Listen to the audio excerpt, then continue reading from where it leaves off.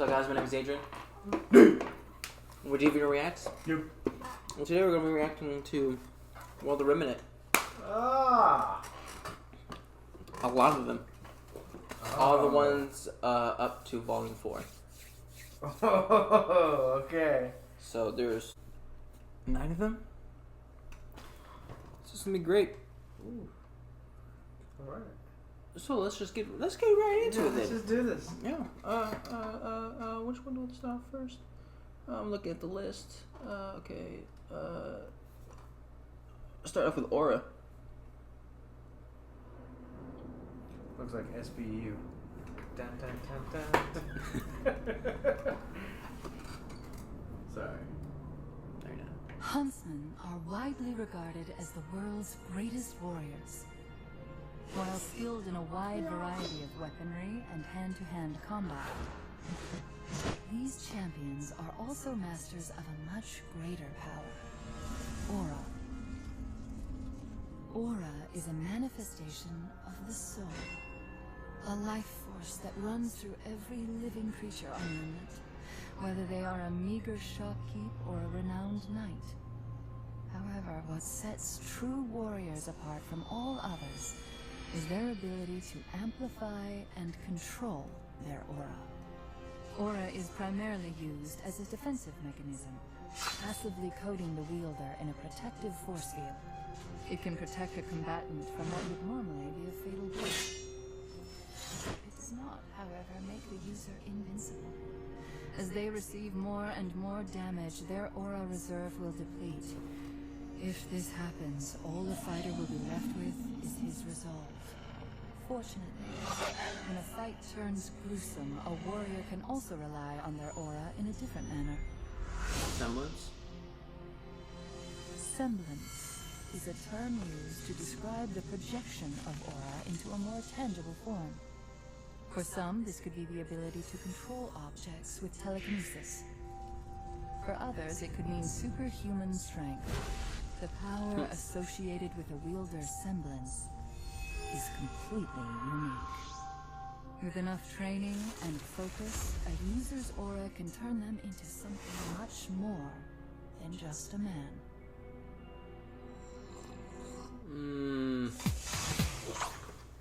Much more than just a man, eh? And it shows a husband. Just sipping away. Just sipping away this coffee cup.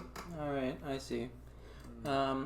So, yeah, we didn't really learn a lot of stuff that we didn't already know, right? Kinda. Just, auras and, it's the manifestation of someone's soul. And it's kind of like the Force, of where everyone has aura, right? Yeah, that's right, Padawan. Everyone has aura. It's just like the huntsmen are able to use it and control it, and are able to have semblances, which are tangible forms of your aura. Indeedy. Next. What's the next one? Next one is the Vital Festival Tournament, which is, I'm guessing it's this one. Commercial. Is this yours? Please stop bothering me. No, It's Oscar the Grouch, bro. it was. Thanks. These are their stories. Dun dun. Okay, yeah, it is the Vital Festival Tournament.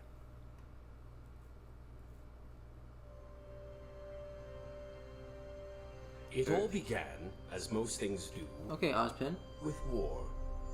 Okay. The kingdoms of the world had been locked in a violent struggle for years. But eventually, the Great War of Remnant came to an end on the small island of Vital. Vital Festival. It was here that humanity's leaders chose peace over bloodshed and constructed the future of modern society, establishing new laws, new academies, and new traditions. The Vital Festival was created to serve as a celebration of peace between the kingdoms. Every 2 years, a kingdom would be chosen to open its doors to the world, allowing citizens from every corner of Remnant to meet and indulge in one another's cultures. Like the The Olympics, pinnacle right? of this event was the Vital Festival Tournament.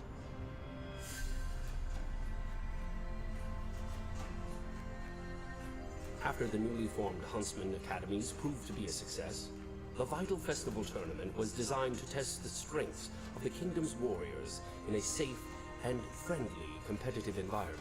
As A it wonderful shows method in which to ensure long that chains. the world's huntsmen would never settle for mediocrity, but would constantly strive to become the absolute best they could be. As the skills of the huntsmen grew, so did the games. And in time, it was decided that the tournament would need a stage equal in greatness to that of its competitors. Amity Coliseum was the culmination of the Four Kingdoms' efforts, a technological marvel and a Beyblade. shining symbol of harmony, Right. capable of making the journey to all the kingdoms of Remnant. It's true that all of this began with war, but it is peace that has served to shepherd humanity on its ascension to greatness. Until now. Or not. Scene. May we never stray from that path.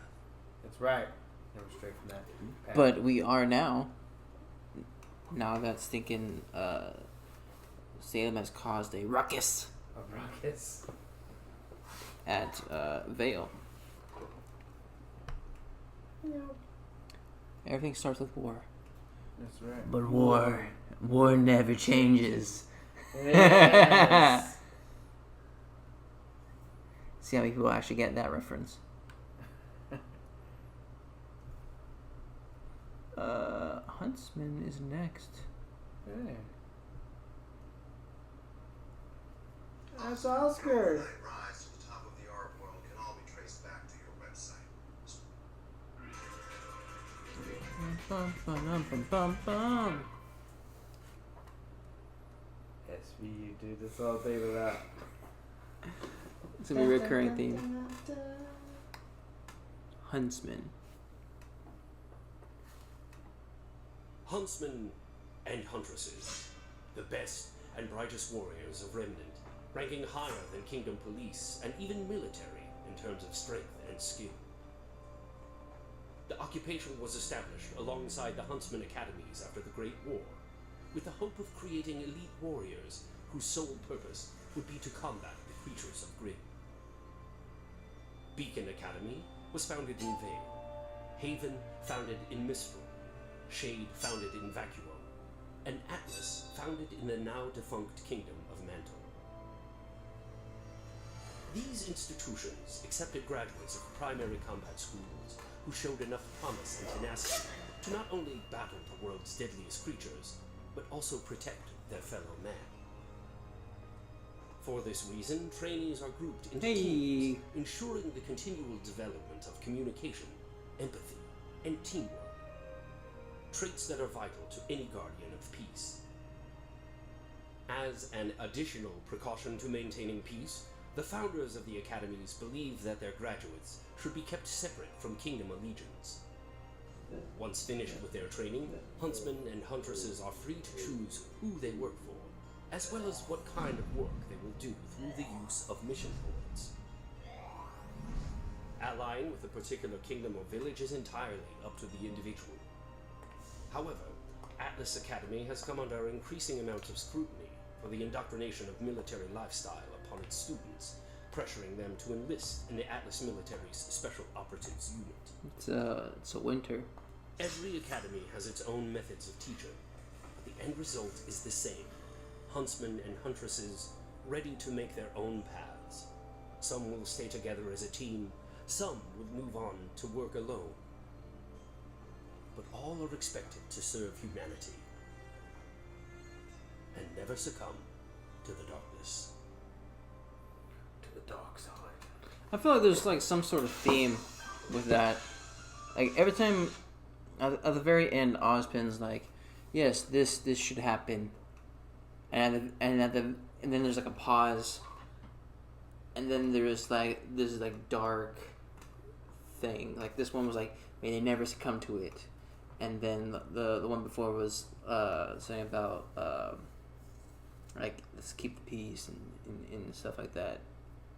Like stuff that is very and this is Something's gonna happen. Star Wars, the dark side. Something's gonna happen. Something Dark side. Okay, cross-continental transit Amazon. system. Ugh, gosh, why does everyone have ad? To the Ground? CCT tower. Throughout the years, the world of Remnant has seen hundreds of technological advances that have changed society. The most influential of all of them being the cross-continental transmit system. Prior to the invention of the CCTS, long-range communication was extremely limited. The discovery and development of radio technology allowed for communication within the boundaries of most kingdoms. But communication with other parts of the world was restricted to the physical delivery of messages. With every alternative form of communication that was proposed, there seemed to be the perfect obstacle. The destructive nature of the creatures of Grimm severely limited the reliability of ground-based technologies. The concept of relay satellites orbiting around the planet was promising.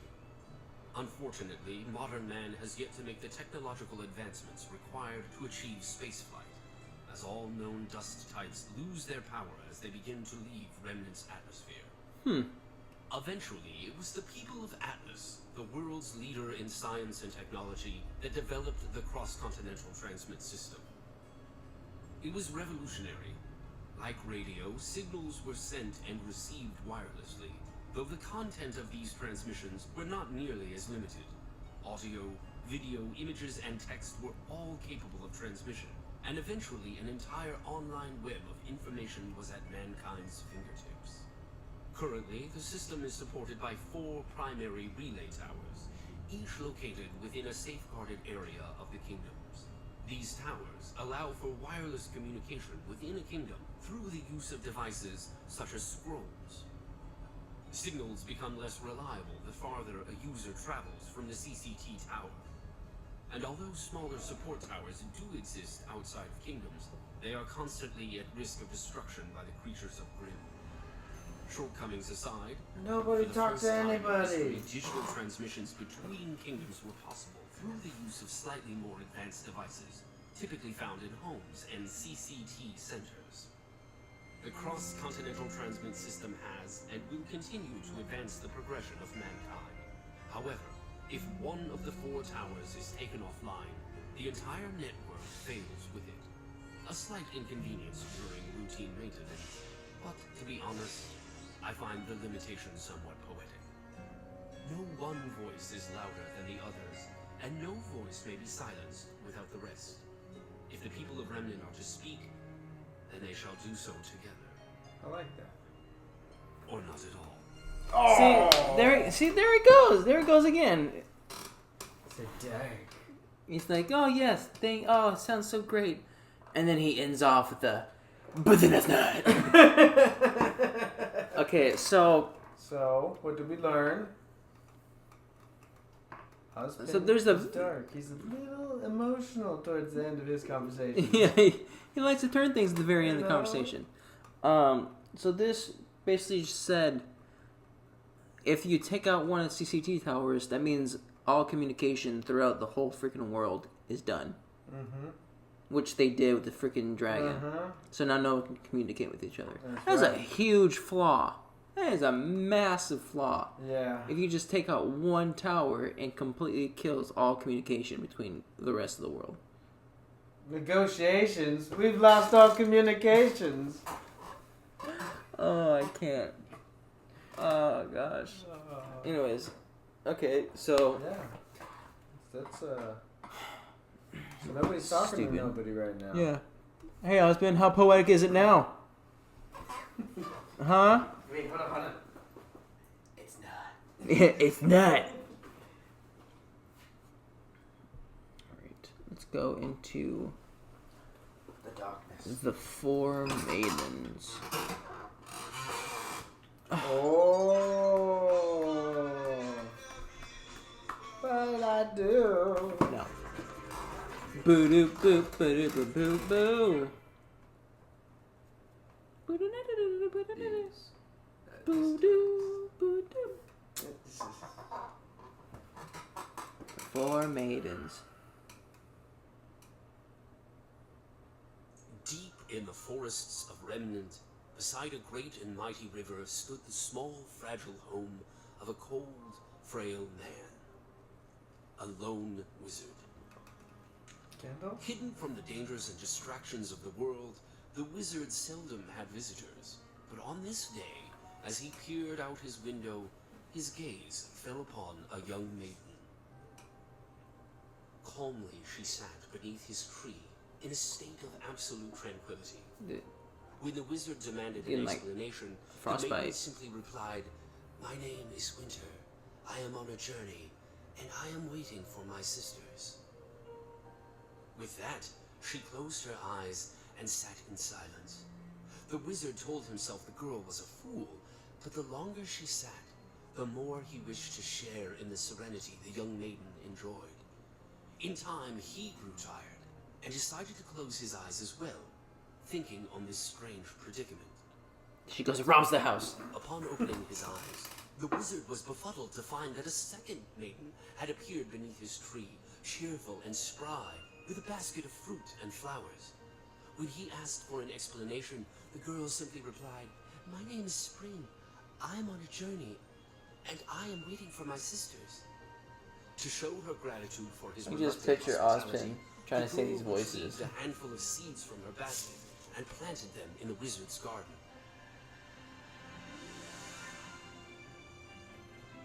It's like a Disney movie. Yeah. I'm surprised they're not seeing. The old hermit could hardly All believe him. his eyes as the maiden turned what was once a mere pile of sticky icky. manure into a beautiful garden from which life would surely blossom. It's likely he would have gazed for hours, were it not for the unfamiliar laughter he heard from beneath his tree. A young woman with a warm smile now stood beside the Is two that like maidens. summer? The wizard begged her to introduce herself, to which she happily responded, "My name is Summer. I am on a journey, and I am waiting for my sister." Of course, thought the wizard. But another chirp of laughter left the old man perplexed. What in the world was so funny? As it turned out, it was him. What? The new arrival found the wizard's insistence on staying indoors so very amusing.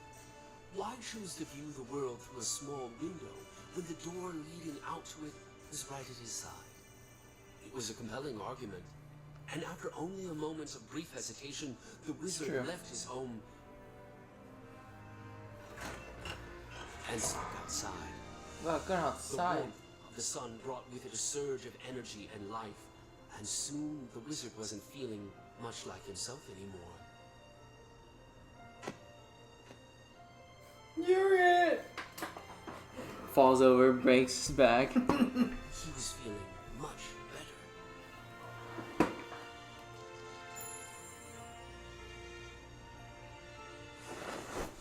As the day drew to a close, the maidens and the wizard all settled down. Is this and all just prepared in a one day? feast.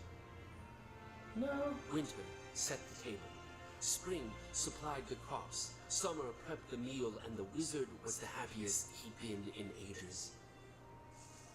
But in all the excitement, he nearly failed to notice the delicate woman that now stood beneath his tree. He smiled and beckoned her to join them, asking only for her name. "My name is Fall," she replied softly. "I am on a journey and am here to meet my sisters. Who are you?" "Me?" The wizard I'm one wondered. lucky son of a bitch. "I am but an old hermit. I have lived in these woods alone for centuries, and I'm afraid my story is not very interesting, as I have no one to love and nothing to my name." The eldest sister looked up at all that surrounded them. "But sir, do you not see? You have so much." It was true. With their help, it was now clear to see that the wizard had everything he could ever need. He was grateful, but a question lingered in his mind. "Why me?" he asked.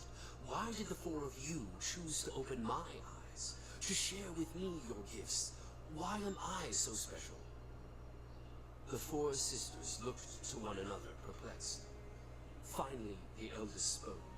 I beg your pardon, sir, but we did not do these things for you because you were special. We do what we can for everyone, because we are able. The old wizard was at a loss. Never in his years had he come across such kindness. It was in that moment that he knew what should be done. The wizard summoned his magic, every ounce he could muster, and bestowed it upon the sisters.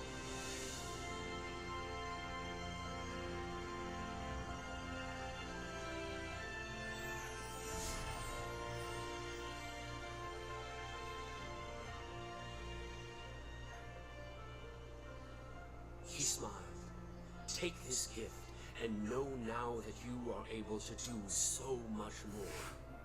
Now, armed with the elements, the very powers of nature, and the unimaginable magic of the wizard, the four maidens, winter, spring, summer, and fall, promised to carry onward with their journey, using their gifts to aid others, just as they had aided him.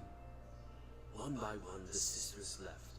Before they did, they made one final promise. They promised to return each and every year to visit their dear friend. That was nice. That was pretty great. Yeah. I was so like enveloped in the story. Like that legit sounded like a fairy tale. Yeah. Like a parable. Like it was trying to tell us something. It's nice, man. It was a nice little story. Yeah. I kind of enjoyed it. Yeah. It's like one of those Pixar short films or whatever, you know? Yeah. Yeah. Yeah, I'm not too like. What does it mean though? Like, of course there's four maidens. Mm-hmm. But like, how does that? Like, who's the wizard? Husband. But- Oh no. I don't know. Yeah, I don't know. Maybe they'll explain it or like explain it as if it wasn't a fairy tale, but like how it actually happened. Cause you know, like fairy. What yeah. was it? You said that, or is it someone that said that like fairy tales are a combination between storytelling and truth. Yeah. So I want to know what like actually happened. But anyways, that was great. That was a nice little break. Yeah. What's next? Nothing. I'm joking. Nothing, but Okay. everything. We're going to Vale. Are we? Yes. Oh my gosh. This is the creepiest commercial. What the hell is that? It's Skills Dips. Oh, that was weird. It What's was. that? We'll not talk about that ever again. This is Vale. Oh. Well, school's definitely out. Oh, hey, Crow. Let's see if we can't all learn a little something. Welcome to the world of Remnant. Not the best place to live, but depending on where you're staying, it can get a little easier. You've got towns and villages that pop up as fast as they fall. Faunas have menagerie, but the sweet spots are Vale, Mistral, Atlas, So all the faunas are down here. the Four This Kingdoms, little fish-looking and thing. Montera, and each one's special in its own little way. Let's talk about Vale. In the grand scheme of things, Vale's pretty well guarded. It rests on the northeastern end of the world's largest continent, Suns. Like most successful kingdoms, Vale's survival over the years can mostly be attributed to prime real estate. Its front is protected by steep mountains, and its back is against waters too shallow for any real threat to pop out of. Not to say I haven't heard some crazy fish stories. Aside from the main city, which the kingdom's named after, the Vale territory also extends to several neighboring cities farther along the northwest coastline, as well as a small island named Patch.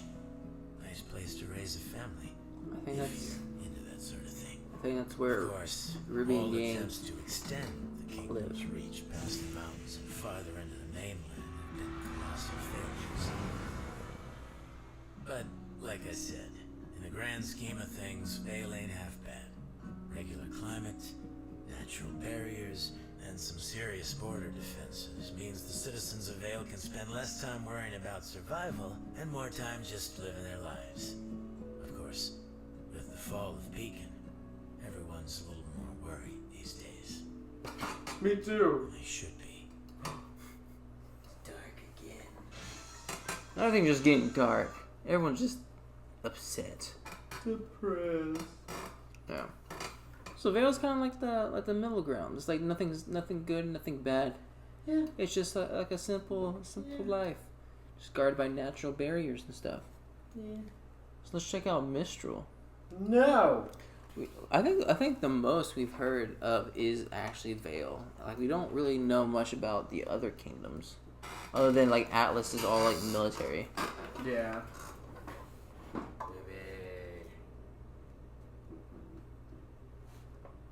Mistral.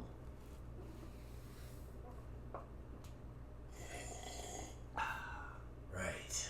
Where were we? To the east of Samus is Remnant's second largest landmass, Onyx.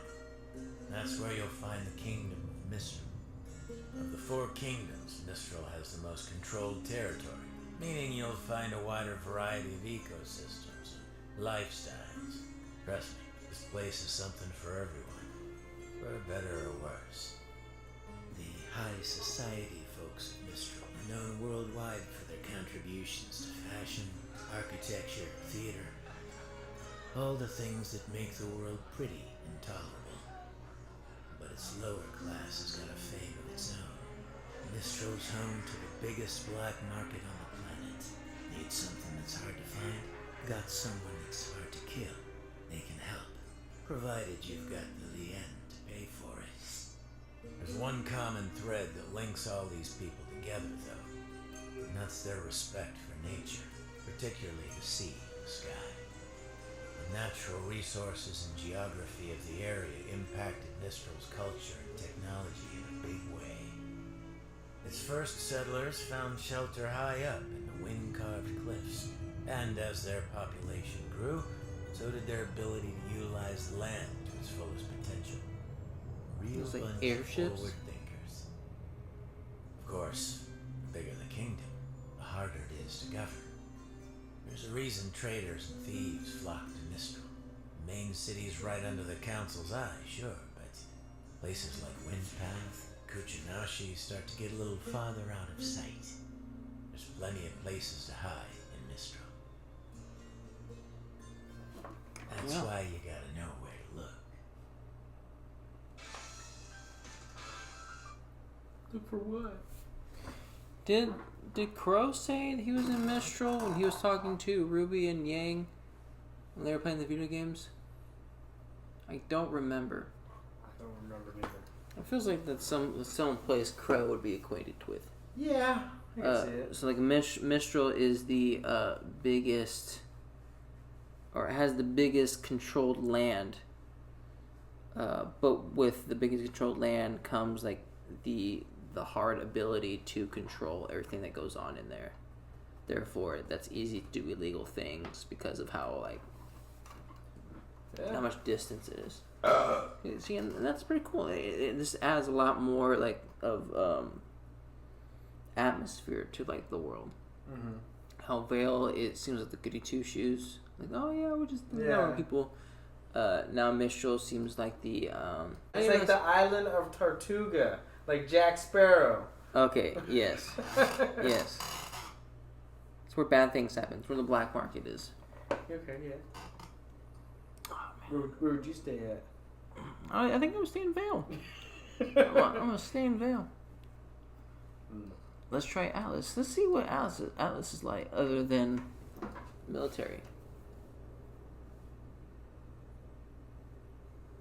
That's what it's all gonna be about. Just military. Military.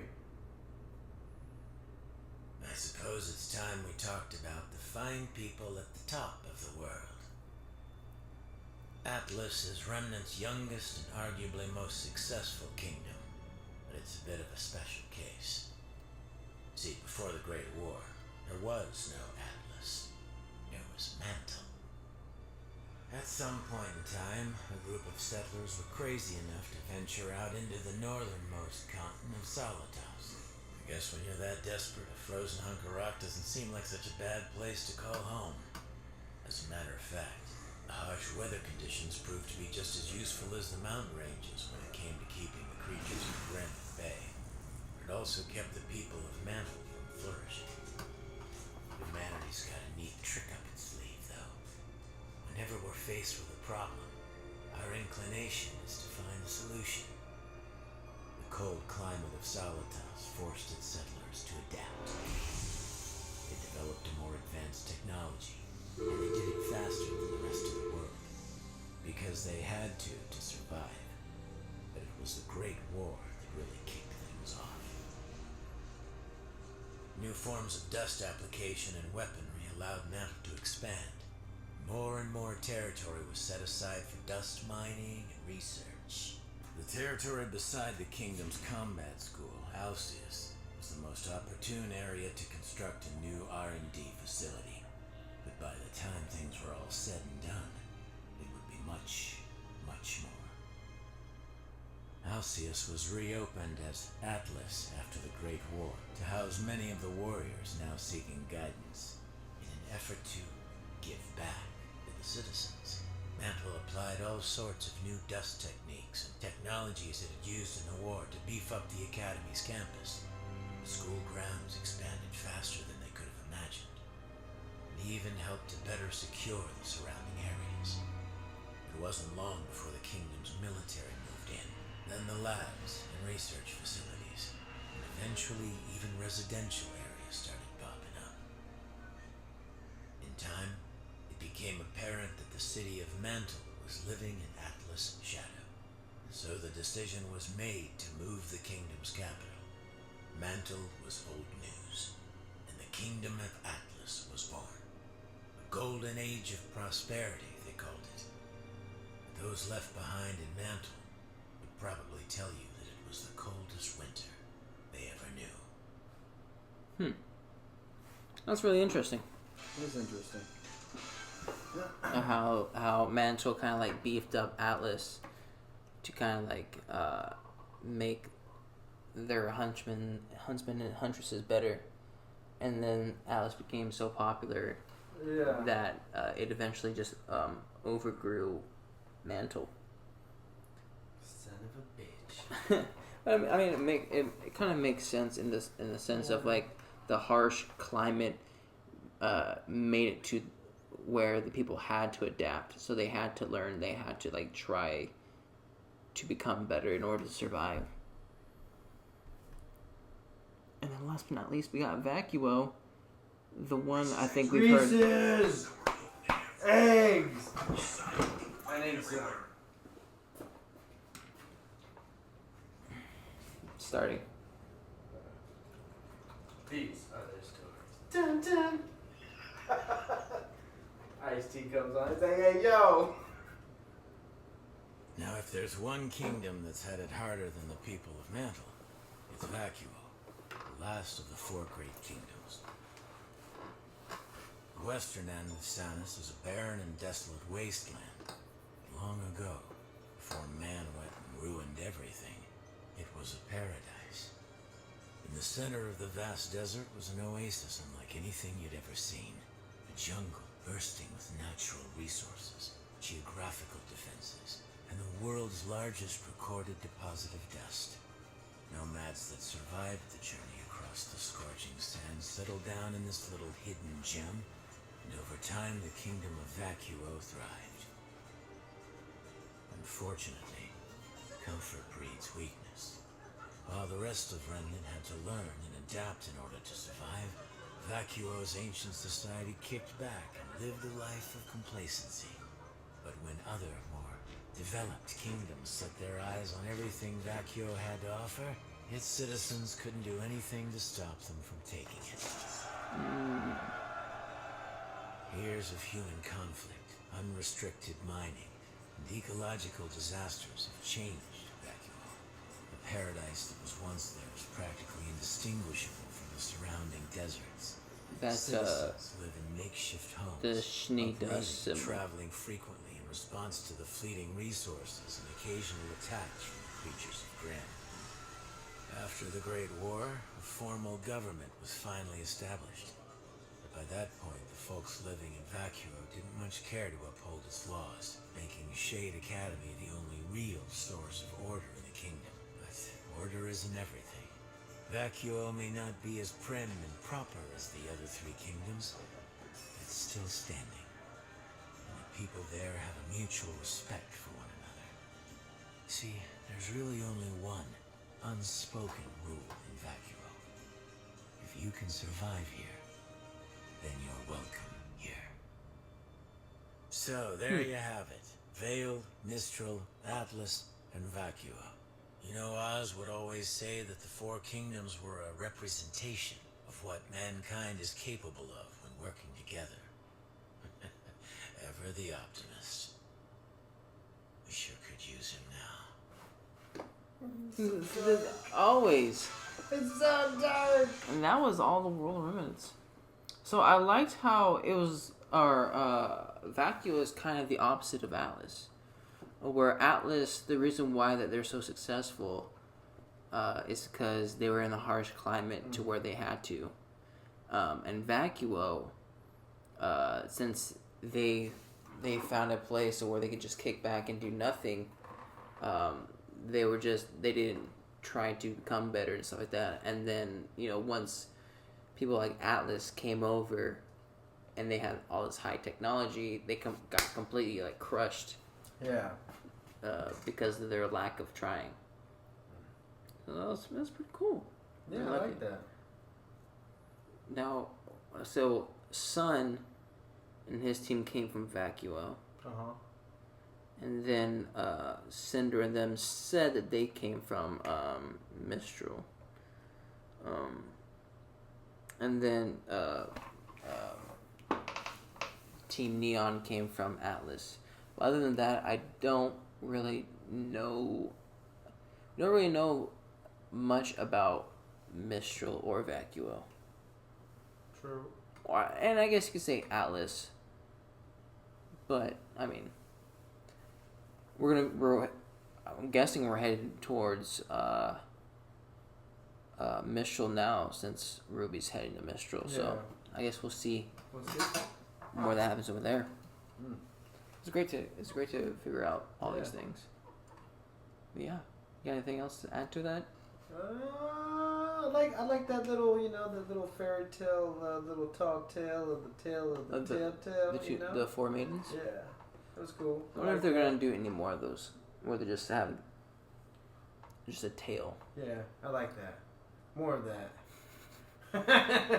So if you guys liked our reactions, make sure to like and subscribe. If you guys want us to know anything else, put in the comment section down below. And we'll see you guys next time. Yeah.